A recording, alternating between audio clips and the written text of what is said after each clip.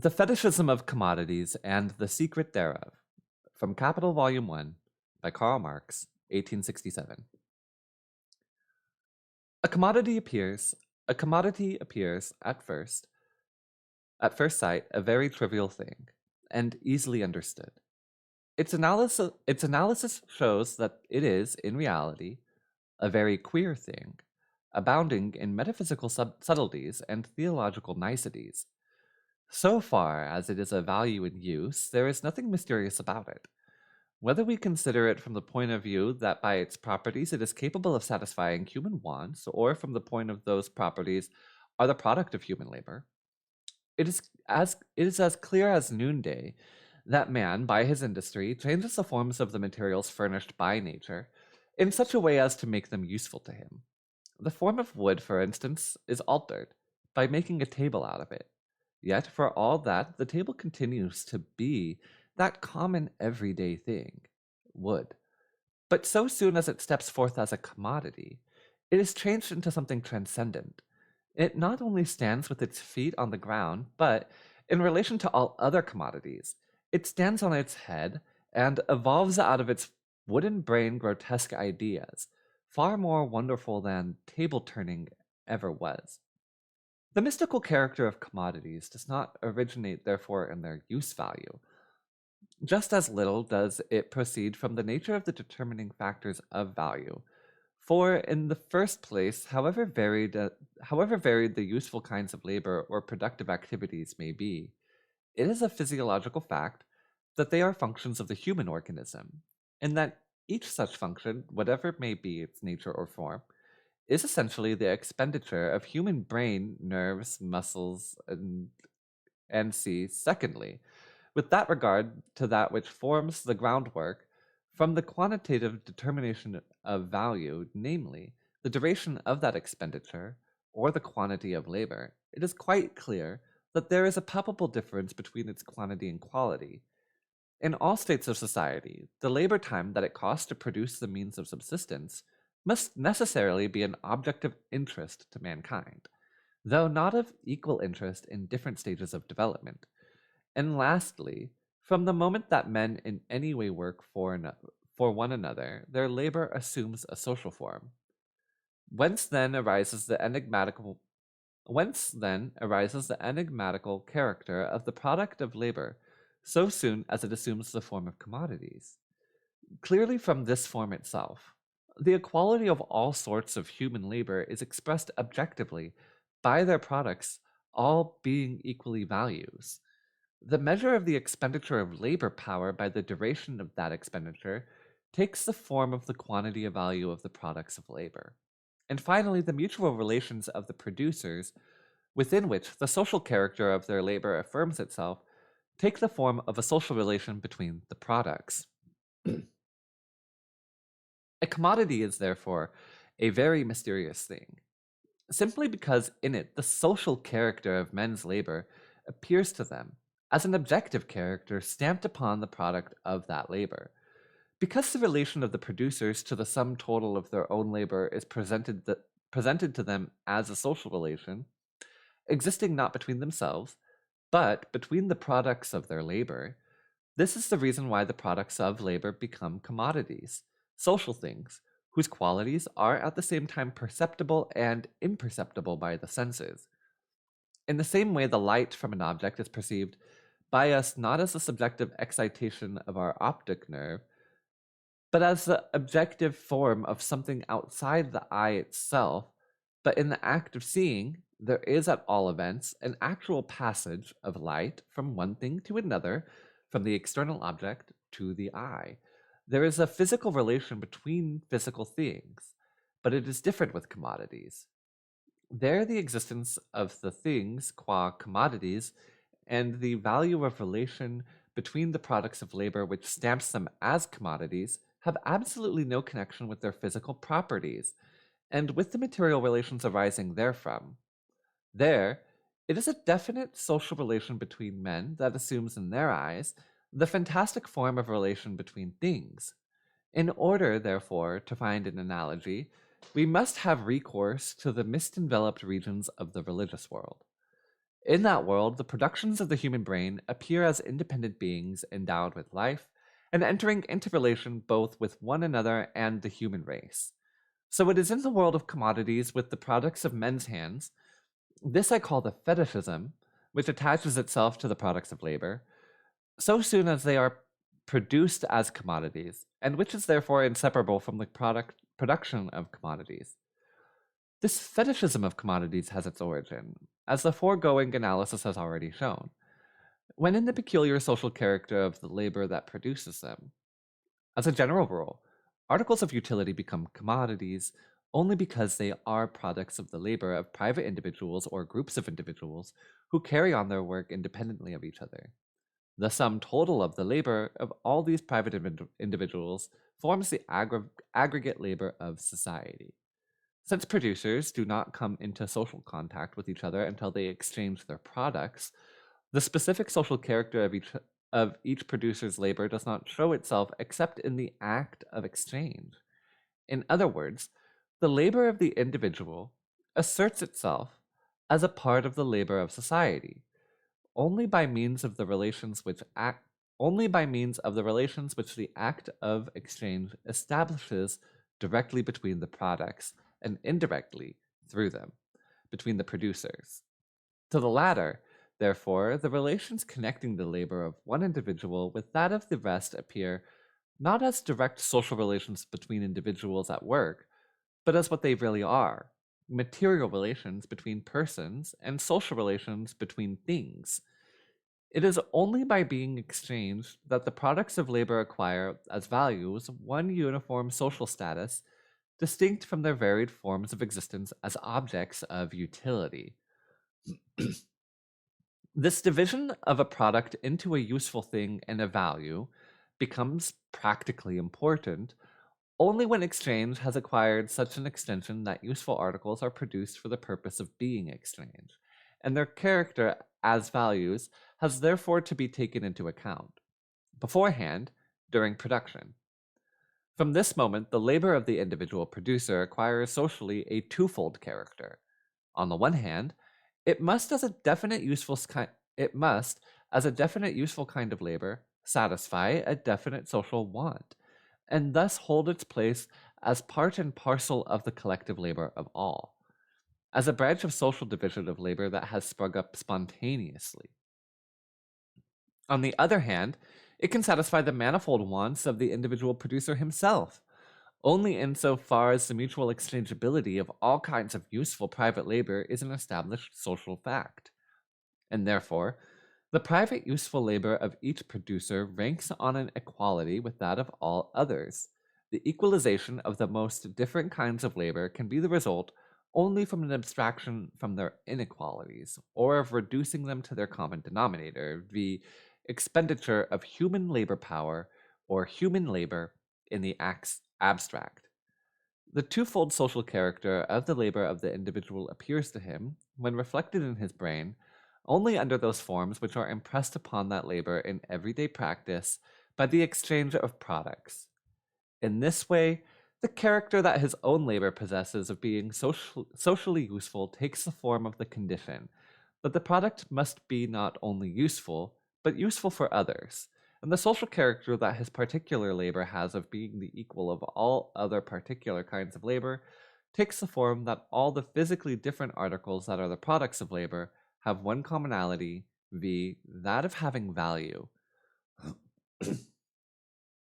Hence, when we bring the products of our labor into relation with each other as values, it is not because we see in these articles the material receptacles of homogeneous human labor. Quite the contrary. Whenever, by an exchange, we equate as values our different products, by that very act we also equate as human labor the different kinds of labor expended upon them. We are not aware of this, nevertheless we do it. Value, therefore, does not stalk about with a label describing what it is.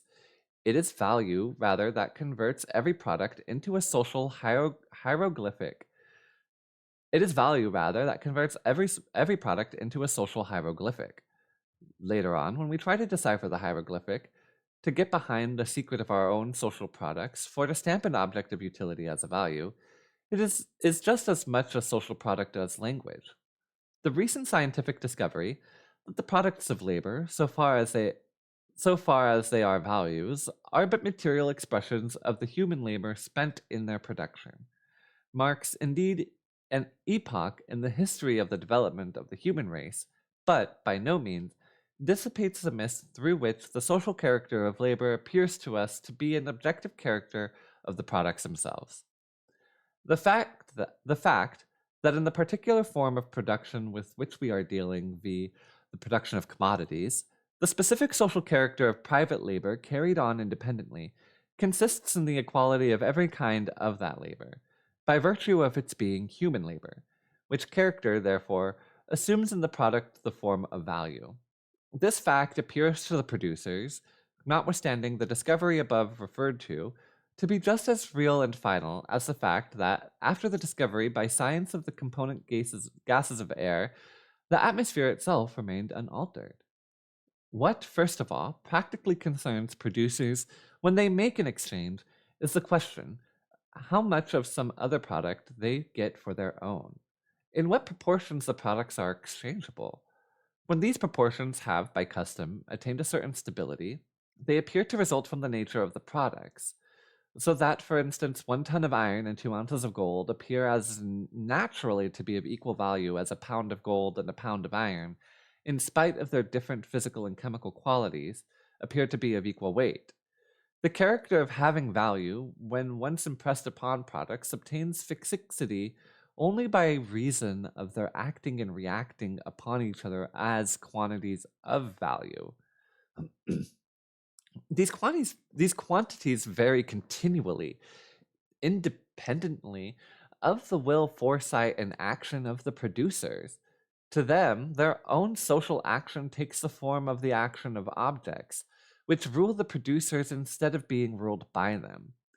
It requires a fully developed production of commodities before, from accumulated experience alone, the scientific conviction springs up that all the different kinds of private labor, which are carried on independently of each other, and yet as spontaneously developed branches of the social division of labor, are continually being reduced to the quantitative proportions in which society requires them. And why? Because, in the midst of all the accidental and ever fluctuating exchange relations between the products, the labor time socially necessary for their production forcibly asserts itself like an overriding law of nature. The law of gravity thus asserts itself when a house falls about our ears. The determination of the magnitude of value by labor time is therefore a secret, hidden under the apparent fluctuations in the relative values of commodities. Its discovery, while removing all appearance of mere accidentality from the determination of the magnitude of the values of products, yet in no way alters the mode in which that determination takes place. Man's reflections on the forms of social life, and consequently, also, his scientific analysis of those forms, take a course directly opposite to that of their historical development. He begins, post festum, with the results of the process of development ready to hand before him. The characters that stamp products as commodities, and whose establishment is a necessary preliminary to the circulation of commodities, have already acquired the stability of natural, self-understood forms of social life, before man seeks to decipher, not their historical character, for in his eyes they are immutable, but their meaning. Consequently, it was the analysis of the prices of commodities that alone led to the determination of the magnitude of value, and it was the common expression of all commodities in money that alone led to the establishment of their characters as values. It is, however, just this ultimate money form of the world of commodities that actually conceals, instead of disclosing, the social character of private labor and the social relations between the individual producers. When I state that coats or boots stand in relation to linen because it is the universal incarnation of abstract human labor, the absurdity of the statement is self evident. Nevertheless, when the producers of coats and boots compare those articles with linen, or what is the same thing with gold or silver, As the universal equivalent, they express the relation between their own private labor and the collective labor of society in the same absurd form. The categories of bourgeois economy consist of such like forms. They are forms of thought expressing with social validity the conditions and relations of a definite, historically determined mode of production via the production of commodities. The whole mystery of commodities, all the magic and necromancy that surrounds the products of labor, as long as they take the form of commodities, vanishes therefore, so soon as we come to other forms of production. Since Robinson Crusoe's experiences are a favorite theme with political economists, let us take a look at him on his island.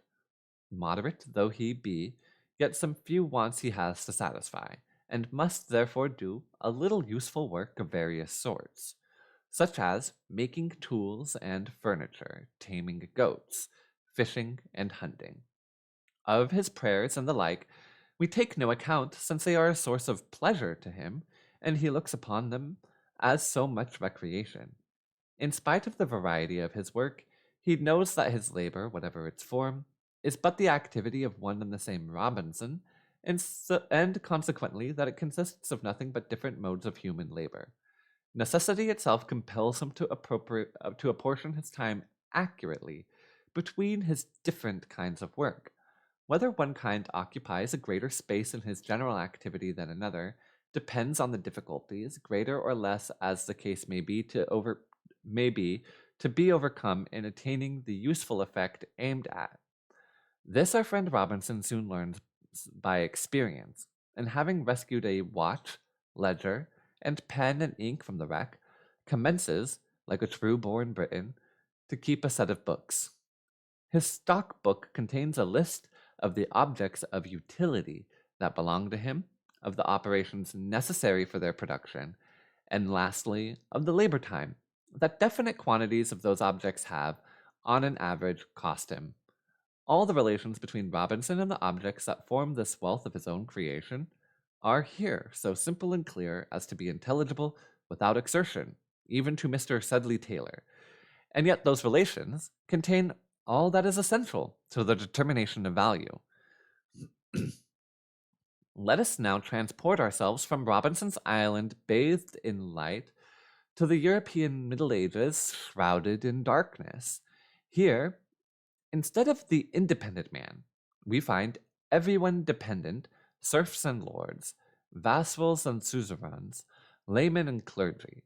Personal dependence here characterizes the social relations of production just as much as it does the other spheres of life organized on the basis of that production. But for the very reason that personal dependence forms the groundwork of society, there is no necessity for labor and its products to assume a fantastic form different from their reality. They take the shape in the transactions of society, of services in kind and payments in kind. Here the particular and natural form of labor are not, as in a society based on production of commodities, its general abstract form is the immediate social form of labor. Compulsory labor is just as properly measured by time as commodity producing labor.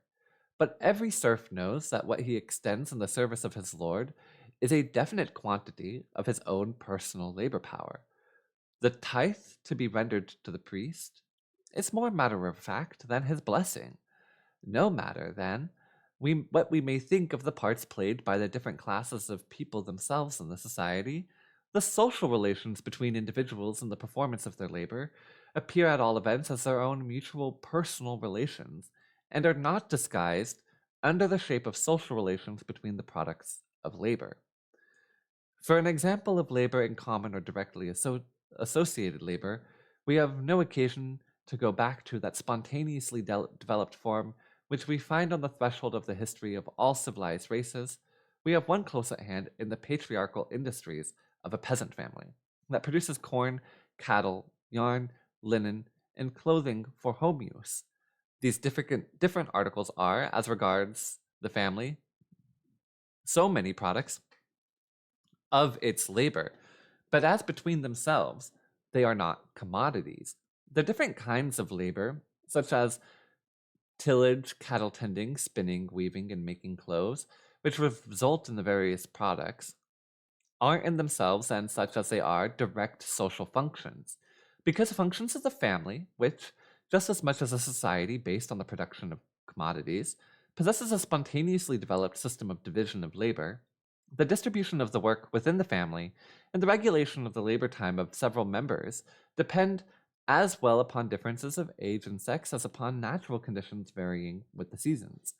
The labor power of each individual, by its very nature, operates in this case merely as a definite portion of the whole labor power of the family, and therefore the measure of the expenditure of individual labor power by its duration appears here by its very nature as a social character of their labor.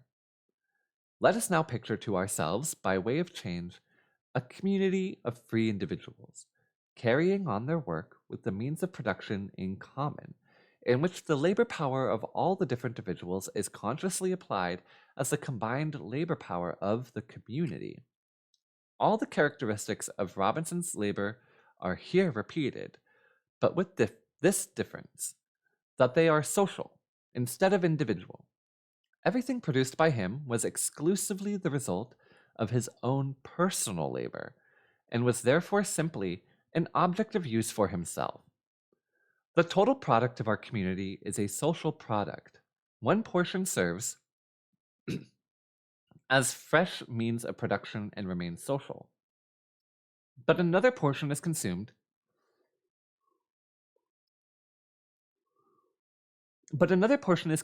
by the members as means of subsistence. A distribution of this portion amongst them is consequently necessary. The mode of this distribution will vary with the productive organization of the community and the degree of historical development attained by the producers. We will assume, but merely for the sake of a parallel with the production of commodities, that the share of each individual producer in the means of subsistence is determined by his labor time. Labor time would, in that case, play a double part. Its apportionment in accordance with a definite social plan maintains the proper proportion between the different kinds of work to be done and the various wants of the community. On the other hand, it also serves as a measure of the portion of the common labor borne by each individual, and of his share in the part of the total product destined for individual consumption. The social relations of the individual producers, with regard to both their labor and to its products, are in this case perfectly simple and intelligible, and that with regard not only to production, but also distribution. The religious world is but the reflex of the real world, and for a society based on the production of commodities, in which the producers in general enter into social relations with one another by treating their products as commodities and values, whereby they reduce their individual private labor to the standard of homogeneous human labor. For such a society, Christianity, with its cultus of abstract man, more especially in its bourgeois developments, Protestantism, deism, etc., is the most fitting form of religion. In the ancient Asiatic and other ancient modes of production, we find that the conversion of products into commodities, and therefore the conversion of men into producers of commodities, holds a subordinate place, which, however, increases in importance as the primitive communities approach nearer and nearer to their dissolution. Trading nations, properly so called, exist in the ancient world only in its interstices, like the gods of Epicurus in the Intermundia, or like Jews in the pores of Polish society. Those ancient social organisms of production are, as compared with bourgeois society, extremely simple and transparent. But they are founded either on the immature development of man individually, who has not yet severed the umbilical cord that unites him with his fellow men in a primitive tribal community, or upon direct relations of subjection.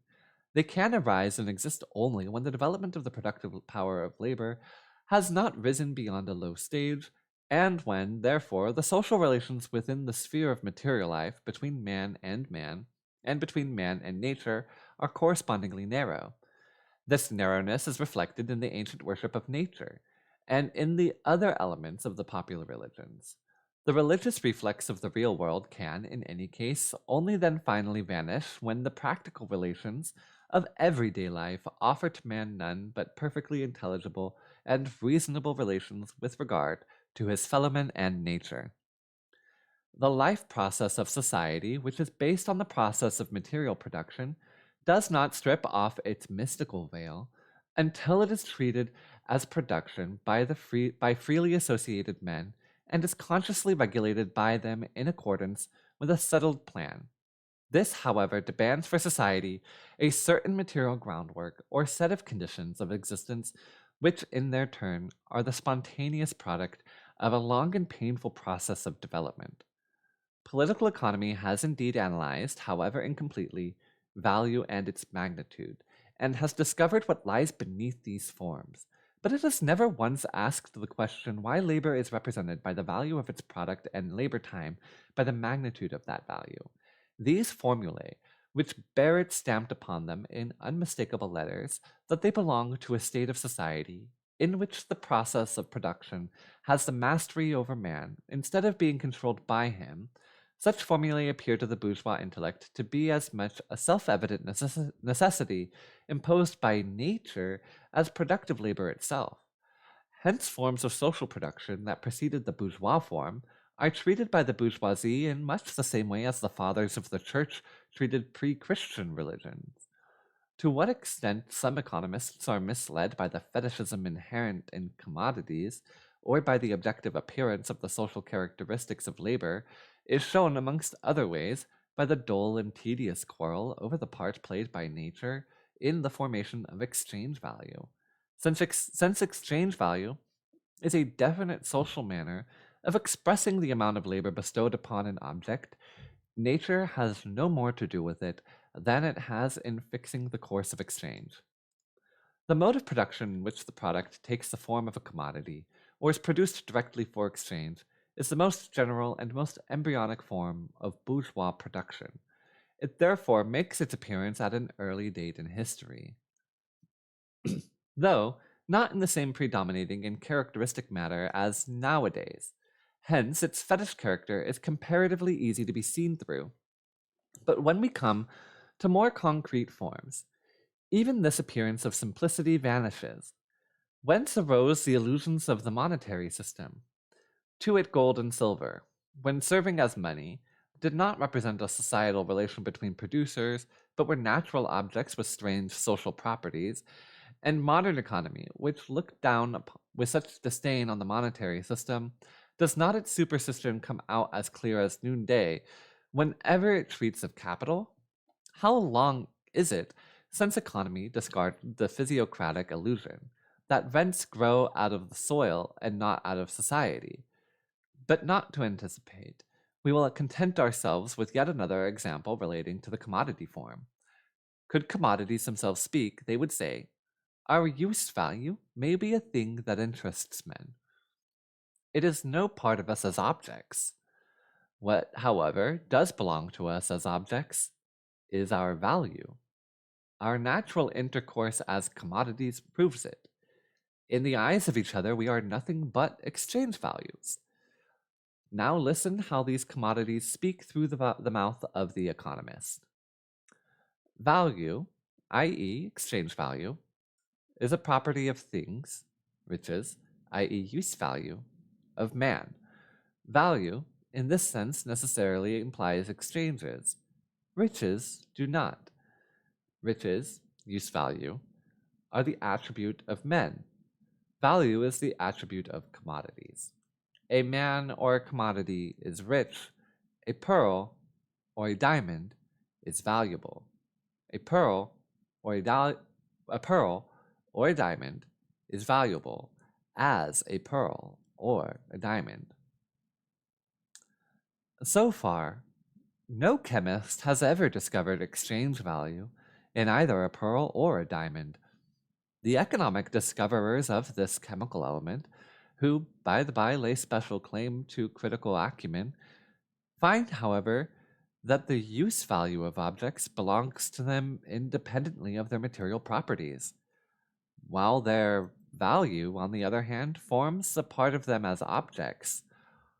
What confirms them in this view is the peculiar circumstance that the use value of objects is realized without exchange, by means of a direct relation between the objects and man, while, on the other hand, their value is realized only by exchange, that is, by means of a social process.